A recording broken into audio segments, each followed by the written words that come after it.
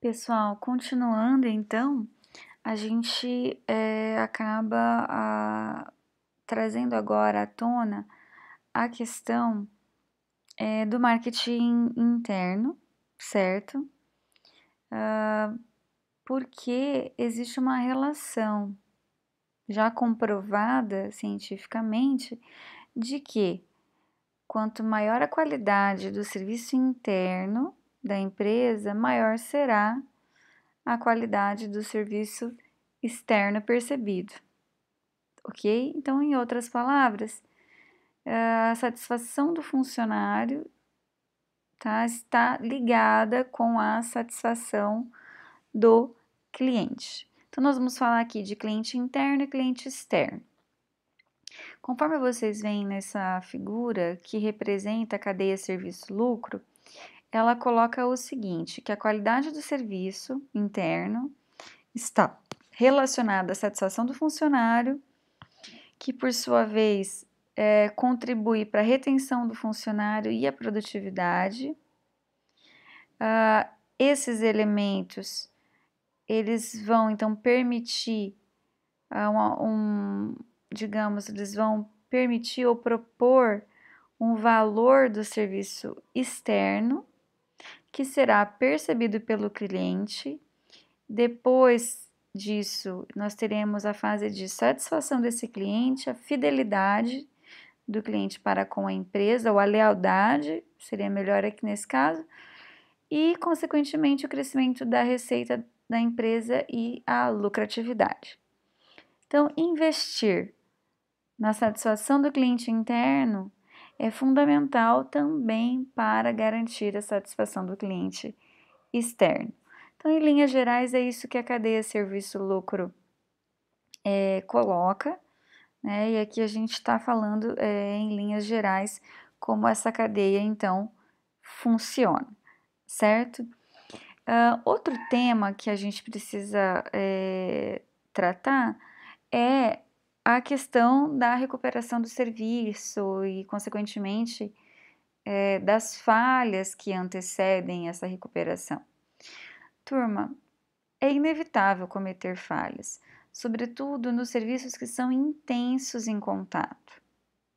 Então, é fácil pensar aí no salão de beleza, numa cirurgia médica. O contato é muito alto entre o cliente e o prestador. Então, sabendo disso, sabendo que existe essa inseparabilidade, sabendo que existe a ação da heterogeneidade, a empresa ela precisa tomar aí alguns cuidados, algumas precauções para evitar falhas, ok? Esse é o primeiro cenário. O segundo cenário é que quando a falha não pode ser evitada, o que fazer, certo? Então, é semelhante aos gaps, eu preciso identificar a falha, identificar os responsáveis pela falha e depois disso agir. Porque a falha normalmente ela vai gerar um comportamento no consumidor. E esse comportamento ele pode ser simplesmente ele não falar nada, mas trocar de empresa, ou ele tomar algum tipo de ação. Pode ser uma ação formal ou informal. Formal quando envolve, por exemplo, o PROCON, reclamações formais, certo? Em que os direitos do consumidor foram violados, por exemplo. Informal é quando o cliente vai no TripAdvisor, vai em outras redes e fala da empresa, certo? Em todos esses casos, turma, o profissional de marketing ou de operações, nesse caso, ele precisa fechar o ciclo da reclamação, não pode deixar essa reclamação aberta, precisa fechar, certo? Então, existem várias e várias estratégias de recuperação de serviços. Mas para que essas estratégias existam, antes de qualquer coisa, a gente precisa, enquanto empresa, pensar num programa de gerenciamento de recuperação do serviço. O primeiro cenário é evitar a falha, então permitir, obviamente, condições para que os trabalhadores executem bem a sua função, o seu trabalho. A segunda é ter, né, um plano aí para essas contingências, para essas falhas que não conseguiram ser, digamos, essas falhas que não conseguiram ser previstas ou evitadas.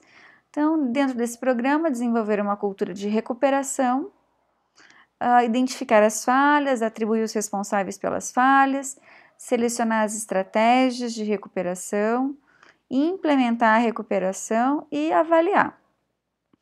Turma, a primeira estratégia de recuperação, que eu nem chamaria de estratégia de recuperação, é simplesmente ser indiferente. Nesse caso, não temos essa opção.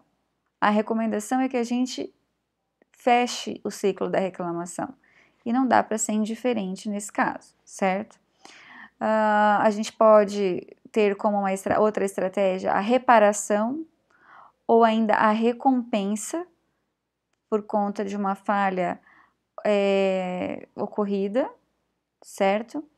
E o pedido de desculpas vai aparecer aqui fortemente.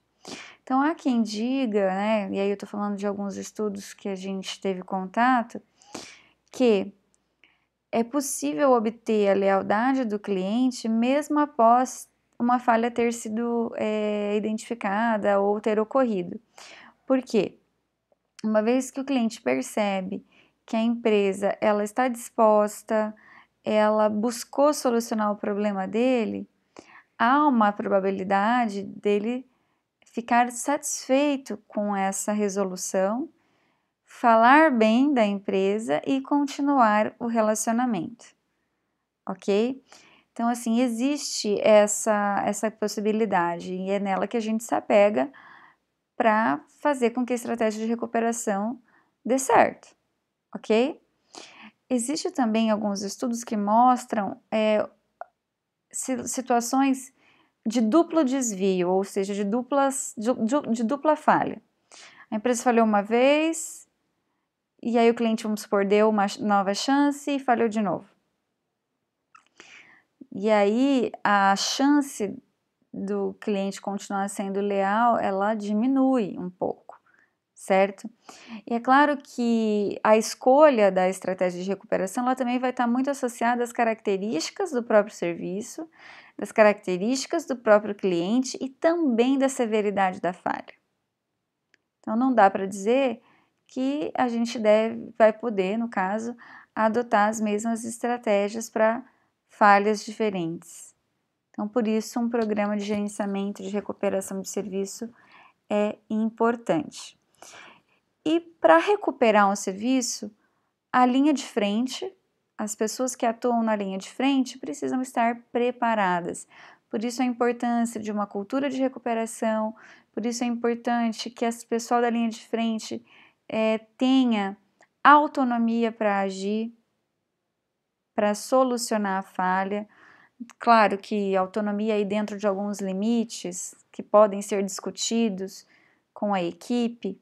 Porque imaginem a seguinte situação, eu tenho uma falha, me reporto a um de vocês e você vai me escutar, você vai dizer, espera um pouquinho que eu vou ver com o meu gerente. O cliente já está chateado porque a falha ocorreu. Ele quer que o problema dela seja resolvido e não um tempo para você falar com o gerente. Então, de novo, estratégias, melhor dizendo, desenvolvimento de uma cultura de recuperação, trabalhar a questão do empowerment, aqui é importante, dar condições satisfatórias para os trabalhadores executarem bem a sua função, são formas aí de evitar falhas ou recuperar quando elas ocorrerem.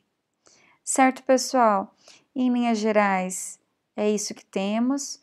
Peço que vocês leiam os capítulos dos livros que foram indicados, vejam os artigos disponibilizados, bem como os slides de apoio. Desejo para vocês aí bons estudos e até a próxima semana.